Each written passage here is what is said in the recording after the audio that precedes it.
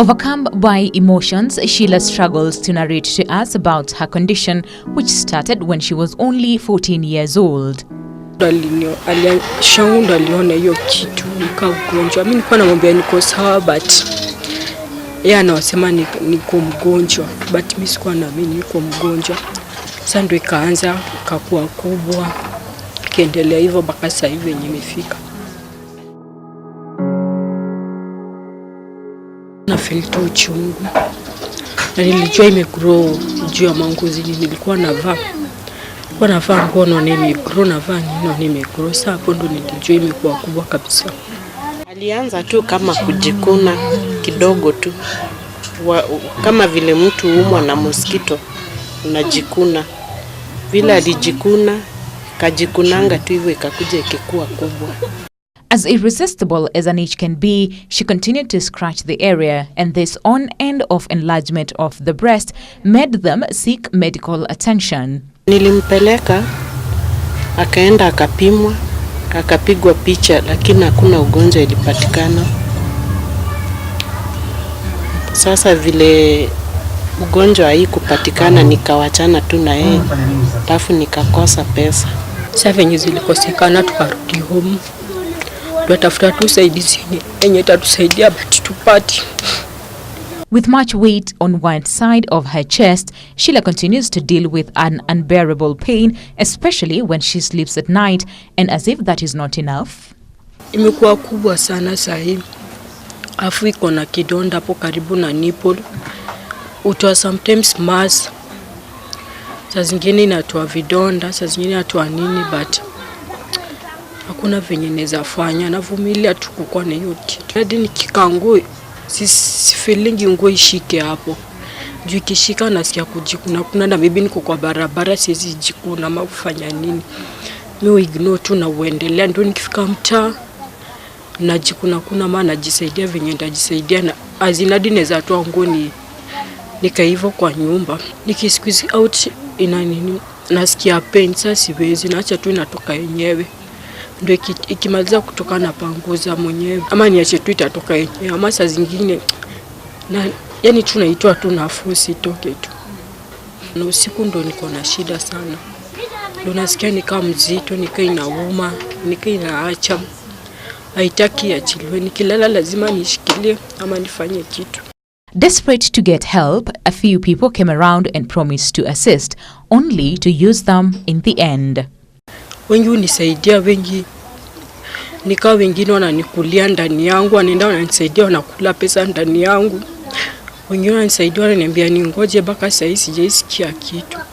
Kuna mama mmoja alikuja tu akasema amempeleka picha yake kwa Sonko.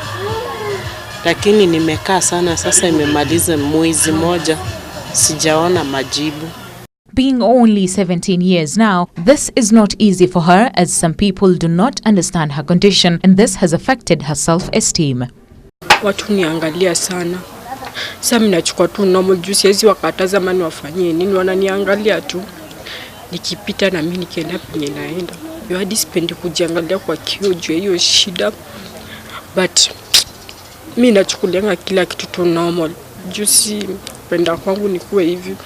Mungu ako na sababu yake mbona nilikuwa hivyo. Wengine wananiona nika sifai kwa, wengine wananiona niko sawa. Au mwenye niona tu anisaidie tu, mimi naweza furahi pia. Mamangu asikie vizuri nikiwa hivi, pia anasikia vibaya. Mnisaidie tu. Mostly made up of a collection of fat cells, sometimes it might be difficult to pick up foreign lumps in a woman's breast, but proper examination should give a diagnosis. When you go to a health practitioner, if they're saying certain diagnostic measures to be taken, for example, if the ultrasound was done on her case, definitely there could have been some positive findings there. So that could have led her for further investigation and confirmation. Like for example, if tumor was still T2 stage at that time, confined to breast, they could have done a lumpectomy and then a reconstructive breast, so that she's a young patient and she wouldn't lose her breast. You know, most of the time when it's an advanced case, yet it's confined to breast, we do a mastectomy, we remove the breast, and then from there on she just survives follow-ups. But considering her age, it's very important that we give her a good quality of life, and she has to live the youth the way she should. So how should women check their breasts? Usually use your hand, the palm, and then you lift one of your hand, and then you start to massage. It's just like a massaging yourself. And you'll compare, when you're comparing, doing both the breasts, you see if there is any asymmetry, like if you find anything unusual, like a lump or something. If someone has more of a glandular tissue, it can't be confined to only one breast. We look for the symmetry. Like now if it's consistent with the other breast also, then we might be thinking, oh, this might be this. However, we also palpate and see if you feel any pain or something of that sort. And depending on that, once we feel anything suspicious, we'll further subject you to the other diagnostic methods. Dr. Harish, however, warns on waiting for too long when a woman notices something amiss with either or both of her breasts.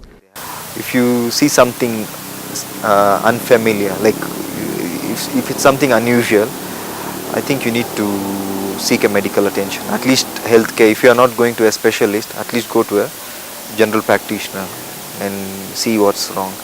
And they can advise you. You know, these days everything goes by evidence-based practice. So you'll do a test which is non-invasive. For example, if you're doing ultrasound of a breast, that's the very good one to start with, because it has no radiation and it's very safe to be used. So it can pick any smaller lesions, even less than like maybe a centimeter. So that is the way to start with. And if the patient, since the patient is 17, I'm saying ultrasound is the first thing. If, for example, the patient was more than 35 or 40, we would still do a complementary mammogram. We do mammogram plus the sonogram. That's what we call ultrasound. With her condition still unclear and weighing down on her, Shila tries to live a normal life as she possibly can as she awaits a full diagnosis. Ugonjwa ufuata kila mtu, si eti mtu anajitakia manini. Inafuata tu kila mtu, wezi jua itashika nani na iache nani.